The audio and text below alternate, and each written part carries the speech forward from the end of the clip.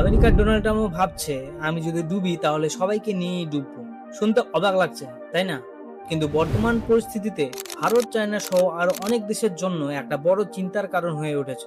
এদিকে Iran toll নেওয়ার জন্য স্ট্রেট অফ হরমুজকে প্রায় ব্লক করে রেখেছে, আর এদিকে তারই সামনে আমেরিকান নৌবাহিনী প্রস্তুত হয়ে দাঁড়িয়ে আছে। যে সমস্ত জাহাজ টোল দিয়ে হরমুজ পার হতে চাইবে অথবা ইরান থেকে তেল কিনবে তাদেরকে আটকানোর জন্য। ডোনাল্ড ট্রাম্প সরাসরি বলছে যারা ইরানকে বেআইনিভাবে টোল দেবে বা ইরান থেকে তেল কিনবে তাদেরকে আমরা যেতে দেব না। পরিস্থিতি এখানেই থেমে নেই, আর চায়নাও চুপ করে নেই। তারাও স্পষ্ট জানিয়েছে যদি তাদের কোনো জাহাজ আমেরিকা আটকায় তাহলে তার ফল আমেরিকার জন্য ভালো হবে না। এমনকি চীন সরাসরি যুদ্ধের হুমকিও দিয়েছে। এখন একটা বড় প্রশ্ন, আমরা সবাই জানি চীন প্রায় 30 বছর ধরে কোনো বড় যুদ্ধ করেনি। অন্যদিকে আমেরিকা বারবার যুদ্ধ করে নিজেদের শক্তি গোটা বিশ্বকে দেখিয়েছে। কিন্তু চীনের আসল শক্তি কতটা, তাদের কাছে কি কি অস্ত্র আছে, এটা এখনো পর্যন্ত পুরোপুরি অজানা। আর এই অজানাটাই সবচেয়ে ভয়ঙ্কর। যদি কখনো চায়না আর ইউনাইটেড স্টেটের মধ্যে সরাসরি যুদ্ধ হয় তাহলে সেটা হতে পারে একটি ভয়ঙ্কর বিধ্বংসী যুদ্ধ, কারণ আজকের দিনে চীন প্রযুক্তির দিক থেকে অত্যন্ত এগিয়ে গেছে। আর যদি এমন পরিস্থিতি চলতে থাকে তাহলে ভারতের জন্য একটা বড়